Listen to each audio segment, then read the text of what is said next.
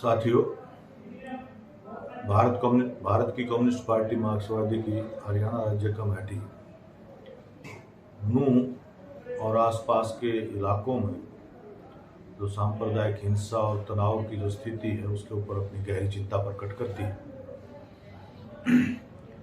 ये जो वातावरण जो आज बना है नूंह के अंदर, ये बाकायदा एक योजनाबद्ध ढंग से सांप्रदायिक ताकतों के द्वारा किया गया है।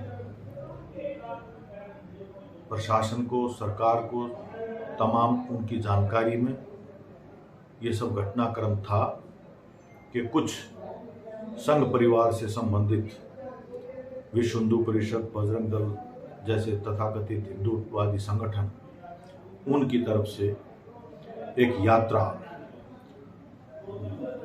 कोई निकाली गई, बिल्कुल एक सांप्रदायिक यात्रा जिसका धर्म से कोई वास्ता नहीं है, कोई धार्मिक उत्सव नहीं था।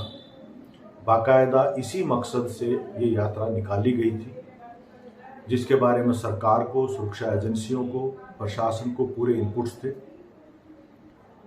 और वहाँ के स्थानीय नागरिकों ने भी प्रशासन से मिलकर के अपनी आशंकाएं प्रकट की थी इस यात्रा को लेकर के। उसके बावजूद ये होने दिया गया और इस सबसे बड़ी बात यह है कि प्रशासन को अभी तक जो हमें जानकारी मिली है उसमें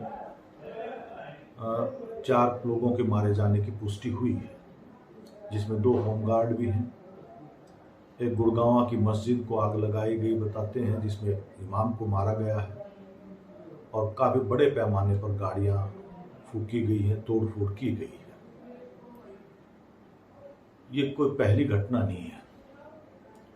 जब से भारतीय जनता पार्टी हरियाणा के अंदर सत्ता में आई है, तब से लेकर के लगातार अपनी सांप्रदायिक राजनीति को आगे बढ़ाने के इरादे से मेवात को, नूंह को निशाने के ऊपर रखा गया। और ये तथाकथित जो गौरक्षक दल है, ये असल में ये गौरक्षकों के रक्षा के नाम पर हथियारबंद गिरोह संगठित किए गए हैं, सरकार के संरक्षण में किए गए हैं।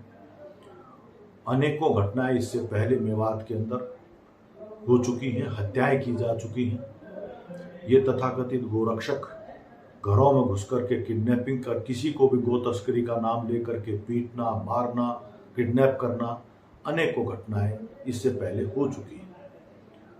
ताज़ा घटनाक्रम के रूप में ये है कि इस यात्रा से पहले मोनू मानेसर, जो ये बजरंग दल का गोरक्षा का प्रमुख है और जो मुख्य आरोपी है, जुनैद और नासिर, 2 राजस्थान के युवक जिनकी को अपहरण करके हरियाणा के अंदर उनको जिंदा जलाया गया था, उनके हत्या के आरोप में मुख्य आरोपी है मोनू मानेसर। उसने भी अपना एक वीडियो जारी करके बाकायदा इस यात्रा के लिए आह्वान किया था, चेतावनी दी थी।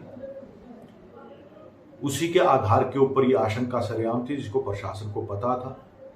उसके बाद इस यात्रा के शुरू होने से पहले भी फिर से एक वायरल वीडियो किया गया लाइव, जिसमें तुम्हारे बहनोई, तुम्हारे जीजा आ रहे हैं, मेवात के लोगों को चेतावनी देते हुए, भड़काते हुए इस तरह से।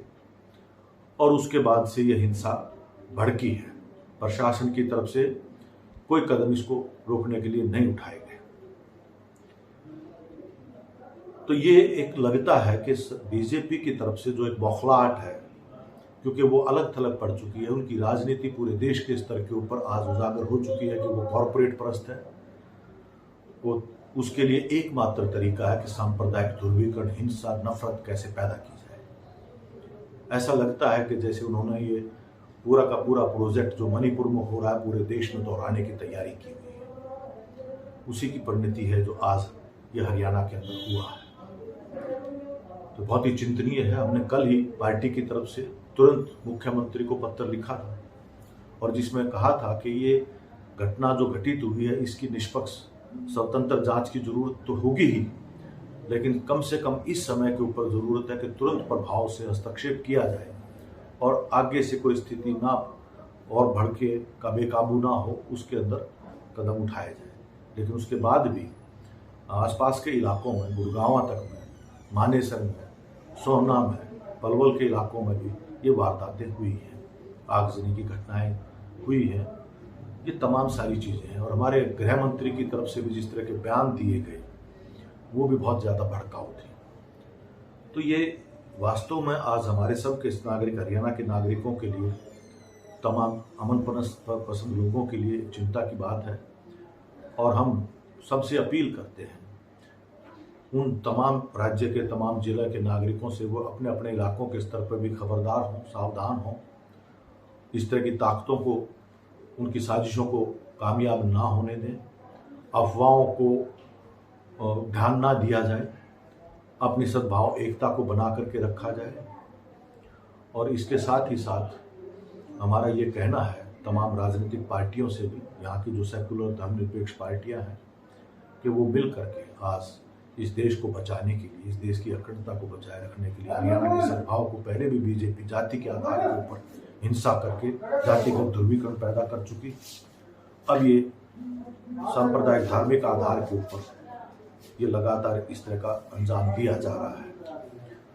तो इसमें अब जैसे राजस्थान का चुनाव नज़दीक आ रहा है तो आसपास के इलाकों में ये वातावरण सांप्रदायिक नफरत का, हिंसा का, उसको और तेज किया गया। और ये जितने भी गौरक्षक के नाम पर जो दल खड़े किए गए हैं ये बिल्कुल अवैध हैं, इनके ऊपर रोक लगाई जानी चाहिए। ये गुंडागर्दी का लाइसेंस जो सरकार की तरफ से दे रखा है ये बाकायदा रोका जाना चाहिए। इस बात को लेकर के आप सबको मिल करके आज आवाज़ उठानी पड़ेगी, अपनी एकता को बचा के रखना पड़ेगा। ये मेवात वो इलाका है जो जिसने देश की आज़ादी के आंदोलन में कुर्बानियाँ दी थी। देश के बंटवारे के समय पर भी यहाँ दंगे नहीं हुए थे, राम जन्मभूमि का गिराए गए उस समय पर भी यहाँ सद्भाव बना रहा था। लेकिन अब उसी इलाके के अंदर ये सब निशाना बना के, टारगेट करके माइनॉरिटी को, एक पिछड़ा हुआ इलाका है, गोपालक लोग रहते हैं वहाँ, गोरक्षा के नाम पर लगातार ये सब चीज़ें हो रही हैं। सब लोग इस बात को जानते हैं। तो सबसे हमारी हाथ जोड़कर अपील है कि बीजेपी, आरएसएस की इस चाल को, इस तरह के षड्यंत्र को उनको विफल किया करने की हमारी सबकी जिम्मेदारी है और हमारे राज्य का सद्भाव को हम बचा करके रखें।